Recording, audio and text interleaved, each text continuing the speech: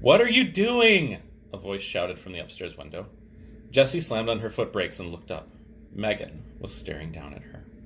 She looked huge, and her voice did not sound nice. Riding my bike, said Jessie. But why are you riding back and forth? Asked Megan impatiently, in front of my house. I don't know, said Jessie. You want to play? Who are you? Asked Megan. Jessie, said Jessie, pointing down the street toward her house. Evan's little sister? Asked Megan. Jessie felt like a deflating balloon. Yeah. Oh, said Megan. I couldn't tell because of the helmet. Jessie took off her helmet. So, you wanna? She asked. There was a long pause. Where's Evan? Asked Megan. He's out somewhere with a friend, said Jessie. Oh, said Megan. Jessie looked down at the ground. People tell you things, Evan had once told her, with their hands and their faces and the way they stand. It's not just what they say. You gotta pay attention, Jess. You gotta watch for the things they're saying, not with their words. Jessie looked back up. It was hard to see Megan at all. She was so far up and behind the window screen. Jessie sucked in her breath. Do you want to do something? Another long pause. Jessie started counting in her head. 1 1,000, 2 1,000, 3 1,000, 4 1,000, 5 1,000, 6 1,000. Sure, said Megan. Then her head disappeared from the window. A minute later, Megan was at the front door. Hey, she said, opening the screen. Jessie raised her hand in something that was halfway between a wave and a salute as she walked in. Her sweaty bangs stuck to her forehead where the helmet had mashed them down. She was so nervous about saying something stupid she didn't say anything at all. Megan leaned against the banister of the stairs and crossed her arms. So, said Jessie. She stared at Megan, who was fiddling with the 7 or 8 band bracelets on her arm. Jessie counted 2 Livestrongs, 1 Red Sox World Champs, 1 March of Dimes, and 1 Race for the Cure. What's that one? She asked, pointing to a band bracelet with tiger stripes. Megan stretched it off her wrist and gave it to Jessie. It's for the Animal Rescue League. My mom gave them some money, so they gave us this and a bumper sticker. I've got 22 band bracelets. Cool, said Jessie, handing the bracelet back. Megan flipped it back on. She continued to play with the bracelets on her arm, running them up and down, up and down. So, what do you want to do? Asked Megan. I don't know, said Jessie. We could have a lemonade stand. Said Megan, sounding bored. Aw, it'll be fun, come on. We don't have any lemonade, said Megan.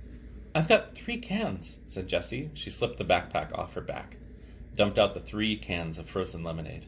Her lockbox came rattling out too. What's that? Asked Megan. My lockbox, said Jessie. We can use it to make change. She felt her face getting red. Maybe 4th graders weren't supposed to have lockboxes.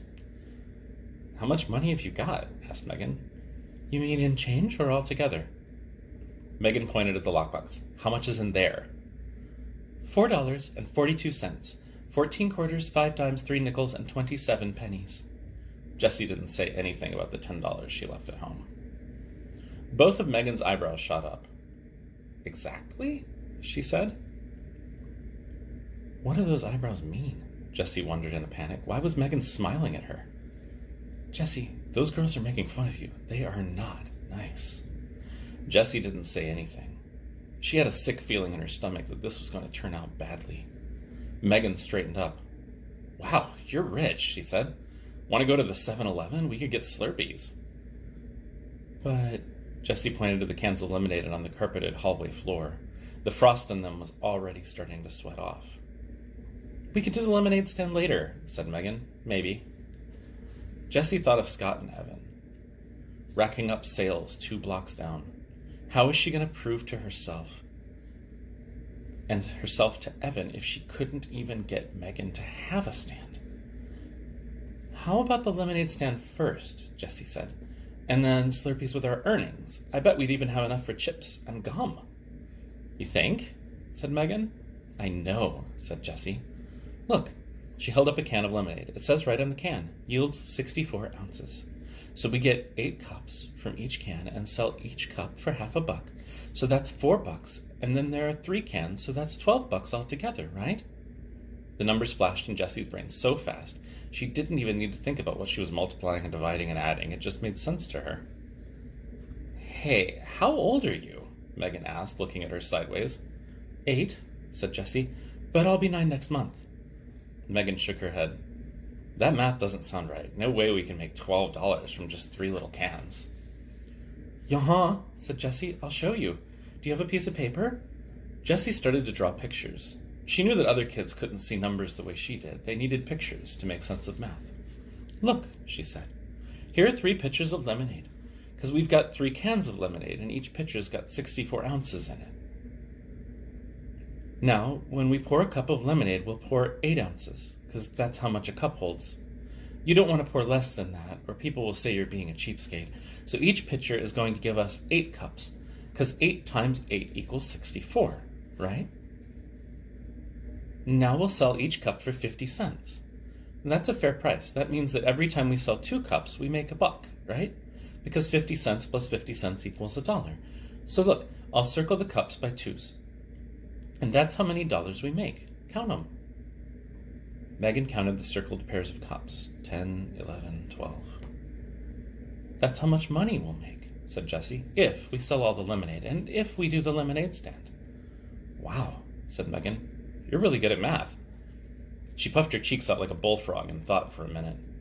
Then she popped both cheeks with her hands and said, Whatever. Let's do the lemonade thing. Jessie felt soaked in relief. Maybe this was going to work after all. An hour later, Jessie and Megan had transformed the little wooden puppet theater in Megan's basement into the hottest new lemonade stand on the block. The stand was decorated with tissue paper flowers, cut-out butterflies, and glittery hearts. It was a showstopper. And boy, did people notice it.